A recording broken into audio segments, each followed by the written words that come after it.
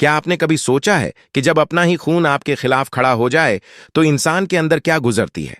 जब रिश्ता निभाने की कसम लेने वाला ही पीठ में छुरा घोंप दे तो सांस लेना भी गुनाह लगता है। आज की कहानी ऐसी ही है, जहां एक मासूम बहू रीत अपने ही घर में दफन कर दी जाती है और उसकी चीखें, उसकी सिसकियां सिर्फ जमीन नहीं, पूरा आसमान सुनता है। लेकिन कहते हैं ना, सच्चाई जिंदा रहती है।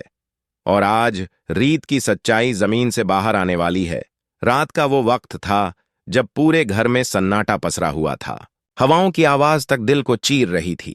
आंगन में टिमटिमाती लालटेन की रोशनी में बुआ मां का चेहरा अजीब सा लग रहा था, जैसे कोई फैसला कर चुकी हो, ऐसा फैसला जिसे कोई भी इंसान लेने की हिम्मत नहीं करता। बुआ मां के हाथों में फावड़ा था और सामने जमीन पर पड़ा था बेहोश रीत का जिस्म।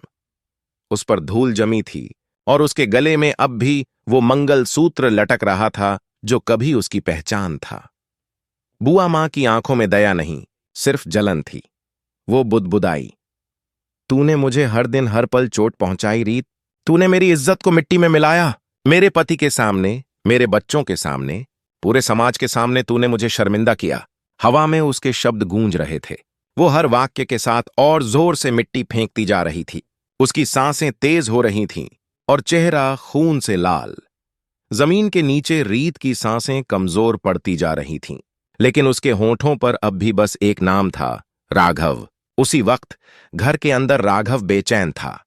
उसे कुछ महसूस हो रहा था, जैसे दिल के किसी कोने से कोई पुकार रहा हो। उसने दरवाजा खोला। ठंडी हवा का झोंका आया और साथ में मिट्टी की हल्की सी गंध। वो पलटकर बोला, रीत। लेकिन कोई जवाब नहीं। वो बाहर निकला, कदम दर कदम उस आंगन की तरफ जहां बुआ मां ने सच को दफन कर दिया था। मिट्टी अब भी गीली थी और लालटेन की लौ बार बार झिलमिला रही थी। राघव नीचे झुका, हाथों से मिट्टी को छुआ और उसे जैसे बिजली सी लगी। ये क्या? उसने फावड़ा उठाया और खुदाई शुरू कर दी। हर वार के साथ उसके दिल की धड़कन तेज होती गई। पसीना उसके माथे से टपकता रहा, लेकिन वो रुका नहीं। तभी जमीन के नीचे से एक कमजोर सी आवाज आई, राघव। वो ठिठक गया, आंखों से आंसू बह निकले। उसने जोर से मिट्टी हटाई और रीत का चेहरा दिखाई दिया। उसके होंठ सूखे थे, लेकिन आंखों में अभी भी उम्मीद की एक किरण थी। रीत, रीत, खुल, आंखें खोल। राघव ने उसके सिर को अपनी गोद में रखा। उसकी धड़कनें अब भी चल रही थीं, कमजोर लेकिन जिंदा। राघव ने तुरंत फोन उठाया और पुलिस को बुला लिया। बुआ मां अंदर कमरे में थीं, लेकिन बाहर हो रही आवाजों से बेचैन हो उठी। उसने खिड़की से देखा, राघव रीत को संभाल रहा था। उसके चेहरे पर डर फैल गया। वो बड़बड़ाई, नहीं, ये जिंदा कैसे? तभी बाहर से पुलिस की गाड़ियों की आवाज आई। नीली लाल बत्तियां दीवारों पर झिलमिला उठीं। दरवाजे पर जोर की दस्तक हुई। पुलिस, दरवाजा खोलिए। बुआ मां पीछे हट गई। उसका चेहरा सफेद पड़ गया। राघव ने दरवाजा खोला और पुलिस अंदर आई। कहां है वो औरत जिसने इसे दफनाया? राघव ने कांपती उंगली से इशारा किया। वो अंदर। बुआ मां धीरे धीरे बाहर आई, चेहरा झुका हुआ, पर आंखों में अब भी वो पुरानी आग थी। तूने जो किया उसका अंजाम भुगतना पड़ेगा, इंस्पेक्टर ने कहा। बुआ मां ने ठंडी हंसी हंसी। मुझे अंजाम से डर नहीं, मैंने जो किया वो अपने परिवार की इज्जत के लिए किया। लेकिन राघव चिल्लाया, इज्जत किसी को दफनाने से नहीं बचती बुआ मां, बल्कि ऐसे कर्मों से और मिट जाती है। पुलिस ने उसे पकड़ लिया, लेकिन उसके कदमों में अब भी घमंड था। जब उसे ले जाया जा रहा था, तब उसने एक आखिरी बार पीछे मुड़कर रीत की तरफ देखा। तूने मुझे हराया नहीं रीत, मैं बस वक्त से हार गई। और वो पुलिस जीप में बैठ गई। रीत को अस्पताल ले जाया गया। डॉक्टरों ने कहा कि वो खतरे से बाहर है, लेकिन अब उसे बहुत आराम की जरूरत है। राघव उसके पास बैठा रहा, उसके हाथ को थामे हुए। उसकी आंखों से आंसू थम नहीं रहे थे। उसने धीमे से कहा, अब कोई तुझे कुछ नहीं करेगा रीत, मैं हूं तेरे साथ। तभी डॉक्टर ने कमरे का पर्दा हटाया और कहा, आपकी हिम्मत ने इसे जिंदा रखा है। बाहर खड़े सब लोग राघव की तरफ देखने लगे और किसी ने कहा, प्यार की ताकत को कोई नहीं हरा सकता। और अगर आप भी मानते हैं कि सच और प्यार कभी हार नहीं सकते, तो इस कहानी को शेयर करें और हमें बताएं, क्या राघव का फैसला सही था? नीचे कमेंट करें और जुड़े रहिए ऐसी ही और दिल छू लेने वाली कहानियों के लिए। अस्पताल का वो कमरा अब भी ठंडे सन्नाटे में डूबा था, पर राघव के दिल में तूफान चल रहा था। उसने पूरी रात रीत का हाथ थामे रखा था। हर बार जब मशीन बीप करती, उसका दिल धड़क उठता। सुबह की पहली किरण कमरे में पड़ी और उसी के साथ रीत की उंगलियां हल्की सी हिलीं। राघव की आंखें चमक उठीं। उसने धीरे से कहा, रीत, मैं यहां हूं। रीत ने अपनी पलकों को खोला। रोशनी की चुभन से उसकी आंखें सिकुड़ गईं। पर जब उसने राघव का चेहरा देखा तो होंठों पर एक थकी सी मुस्कान उभर आई। राघव। उसकी आवाज बहुत धीमी थी, जैसे किसी दूर गहराई से आ रही हो। राघव झुककर बोला, कुछ मत बोलो, तुम सुरक्षित हो, अब सब ठीक है। लेकिन रीत की आंखों में डर था। वो कुछ कहना चाहती थी, पर शब्द गले में अटक रहे थे।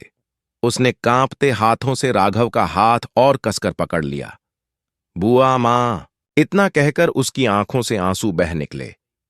राघव ने उसे दिलासा दिया, अब वो कुछ नहीं कर सकती, वो जेल में है। लेकिन रीत की सांसें भारी हो गईं। राघव, बात सिर्फ मेरे मरने की नहीं थी, कुछ और है, कुछ बड़ा। राघव घबरा गया। क्या? पर डॉक्टर अंदर आ गए। पेशेंट को आराम चाहिए। राघव को कमरे से बाहर भेज दिया गया। बाहर कॉरिडोर में वो बेचैन टहलने लगा। तभी उसका फोन बजा। पुलिस स्टेशन से कॉल थी। इंस्पेक्टर बोला, मिस्टर राघव, बुआ मां ने आपसे मिलना चाहा है, वो कुछ कहना चाहती हैं। राघव कुछ पल के लिए चुप रहा, फिर बोला, मैं आता हूं। शाम को वो जेल पहुंचा। अंदर अंधेरा था, हवा में सीलन की गंध थी। बुआ मां लोहे की सलाखों के पीछे बैठी थी। उसके बाल बिखरे हुए, आंखों के नीचे काले घेरे, पर चेहरा अब शांत था, जैसे पछतावे ने उसे तोड़ दिया हो। तुम आ गए, उसने धीमी आवाज में कहा। राघव ने कहा, क्यों बुलाया आपने? बुआ मां ने उसकी तरफ देखा, आंसू भरी आंखों से।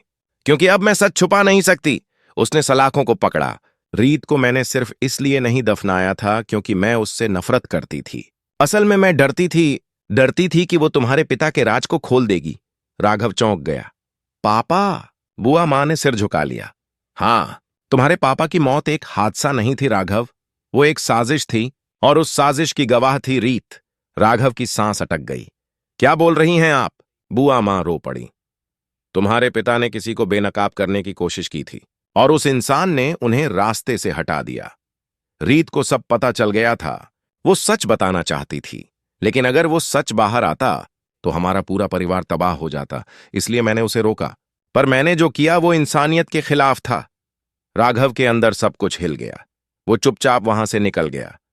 बाहर आकाश में काले बादल थे, जैसे कोई बवंडर उठने वाला हो। वो सीधे अस्पताल पहुंचा। रीत अब थोड़ी संभल चुकी थी। उसने राघव को देखा और समझ गई कि कुछ बदल गया है। तुम्हें सब पता चल गया? उसने कहा। राघव ने सिर हिलाया। हां, लेकिन मुझे ये नहीं पता कि वो इंसान कौन था जिसने मेरे पिता को मारा। रीत ने आंखें बंद कीं। वो इंसान अभी भी हमारे आसपास है, राघव। बुआ मां ने गलत किया, लेकिन असली गुनहगार अभी जिंदा है। कमरे में सन्नाटा छा गया। बाहर हवा तेज हो गई, खिड़कियों से पर्दे फड़फड़ाने लगे। राघव के अंदर आग जल उठी। मैं उस इंसान को छोड़ूंगा नहीं, उसने कहा। तभी दरवाजे पर किसी की परछाई पड़ी। कोई चुपचाप सुन रहा था। राघव मुड़ा, पर दरवाजे पर कोई नहीं था, सिर्फ हवा का झोंका। रीत ने डर कर कहा, वो यहीं है राघव, वो हमारे बीच है। अगले ही दिन राघव ने पुलिस से उस केस की फाइल मांगी जो उसके पिता की मौत से जुड़ी थी। पुराने कागजों में बहुत सी बातें मिटाई गई थीं, लेकिन एक नाम बार बार दिखा, दीपक। राघव के होंठों पर कड़वी हंसी आई। दीपक जी, वही जो आज मेरे बिजनेस का पार्टनर है। उसके दिमाग में तस्वीरें घूम गईं। दीपक हमेशा उसके पिता के करीब रहता था, और उनके मरने के बाद वही सबसे पहले बिजनेस संभालने वाला बना था। अब सब साफ था।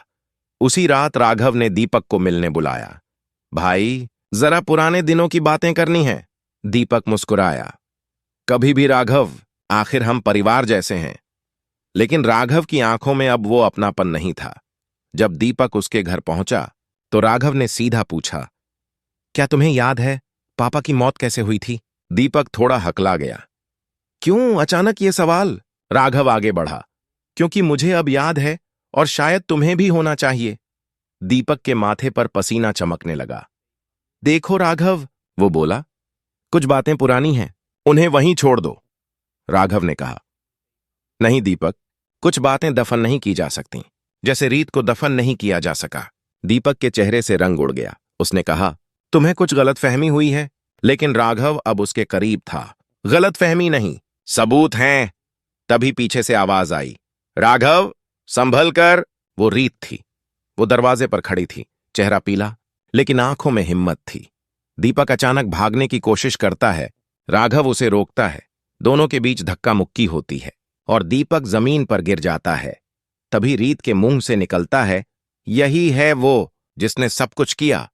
दीपक चिल्लाता है, हां, मैंने किया, क्योंकि तुम्हारे पिता सब कुछ मेरे नाम करना चाहते थे, पर राघव के नाम कर दिया।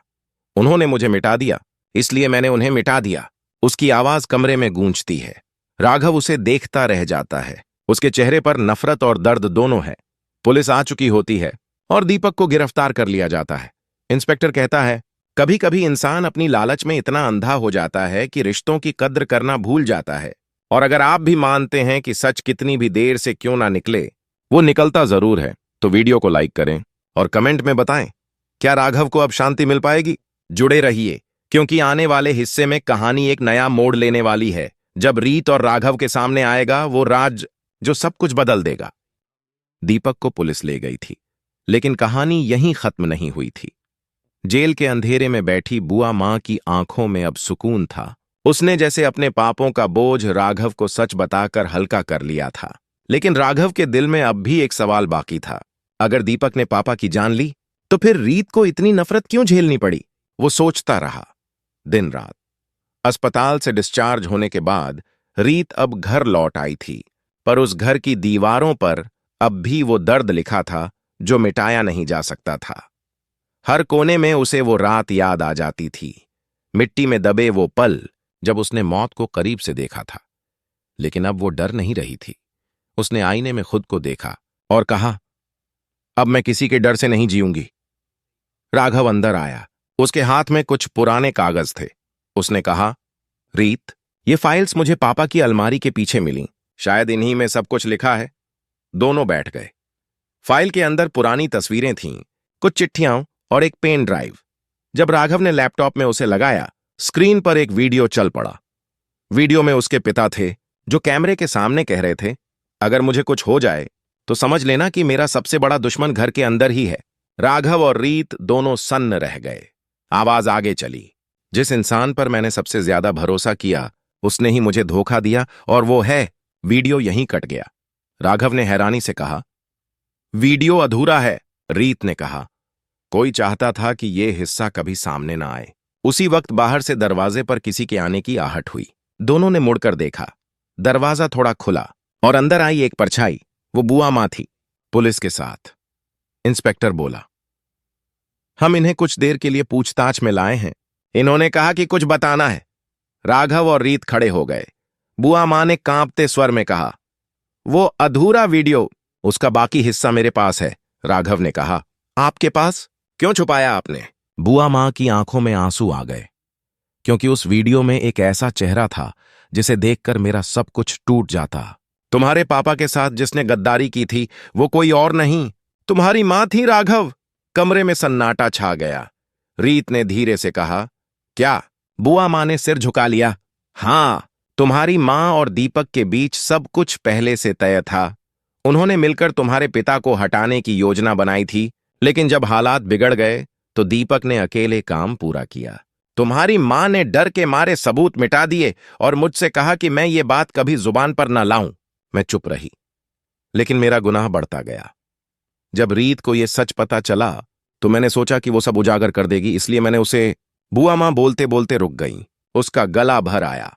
राघव के पैरों तले जमीन खिसक गई। उसे अपने कानों पर विश्वास नहीं हो रहा था। मेरी मां! उसके होंठ कांप रहे थे। बुआ मां ने कहा, वो अब इस दुनिया में नहीं है, लेकिन अपने साथ बहुत कुछ अधूरा छोड़ गई। रीत उसके पास आई, उसका हाथ थाम लिया। राघव, कुछ सच्चाइयां हमें तोड़ने नहीं, बल्कि समझाने आती हैं। राघव ने उसकी आंखों में देखा। वहां सिर्फ सच्चाई थी, कोई डर नहीं। उसने गहरी सांस ली और कहा, अब ये खेल खत्म होगा। उसने वीडियो पुलिस को सौंप दिया। बुआ मां ने सिर झुका लिया। अब मुझे सजा मिल जाए तो भी कोई गम नहीं, इंस्पेक्टर ने कहा। सजा आपको मिलेगी, लेकिन आपने जो सच बताया उसने बहुतों की आंखें खोल दी हैं। पुलिस बुआ मां को वापस ले गई और राघव वहीं बैठ गया, चुप, गुमसुम। रीत उसके पास आई। क्या अब तुम्हें शांति मिलेगी? राघव ने कहा। शांति नहीं रीत, लेकिन सच्चाई जरूर। अगले कुछ दिनों में केस अदालत पहुंचा। दीपक को उम्र कैद की सजा मिली। मीडिया में यह खबर फैली। बेटे ने अपने पिता की मौत की सच्चाई सामने लाकर परिवार का सम्मान लौट आया। लोग राघव की तारीफ करने लगे, लेकिन उसके दिल में अब भी एक खालीपन था। एक दिन वो अपने पिता की तस्वीर के सामने खड़ा था। तस्वीर के नीचे मोमबत्ती जल रही थी। उसने धीरे से कहा, पापा, सच्चाई सामने आ गई, लेकिन इस सच्चाई ने मुझे बहुत कुछ सिखाया कि नफरत कभी किसी का सच नहीं मिटा सकती। रीत उसके पास आई, बोली, अब हम नए सिरे से शुरू करें? राघव ने उसकी तरफ देखा, मुस्कुराया और कहा, हां, अब बस सुकून चाहिए। दोनों ने एक दूसरे का हाथ थाम लिया। बाहर हल्की सी बारिश हो रही थी, जैसे आसमान भी सब धो देना चाहता हो। दर्द, गम, धोखा और बदला। रीत ने आसमान की तरफ देखा। शायद अब पापा भी मुस्कुरा रहे होंगे, राघव ने कहा, और मां भी कहीं दूर अपनी गलतियों पर पछता रही होंगी। कैमरा धीरे धीरे ऊपर उठता है। बारिश की बूंदें मोमबत्ती की लौ को बुझा देती हैं, लेकिन तस्वीर में मुस्कान रह जाती है। वो मुस्कान जो बताती है कि सच भले दर्द देता है, पर अंत में वही जीतता है। और अगर आपको भी लगता है कि सच्चाई छुपाई जा सकती है, मिटाई नहीं जा सकती, तो इस कहानी को शेयर करें, लाइक करें और कमेंट में लिखें, सच की जीत हमेशा होगी। और अगर आप चाहते हैं ऐसी ही और कहानियां जो दिल को छू जाएं, तो हमारे साथ जुड़े रहिए, क्योंकि हर कहानी में छुपा है एक सच जो कभी ना कभी सामने जरूर आता है।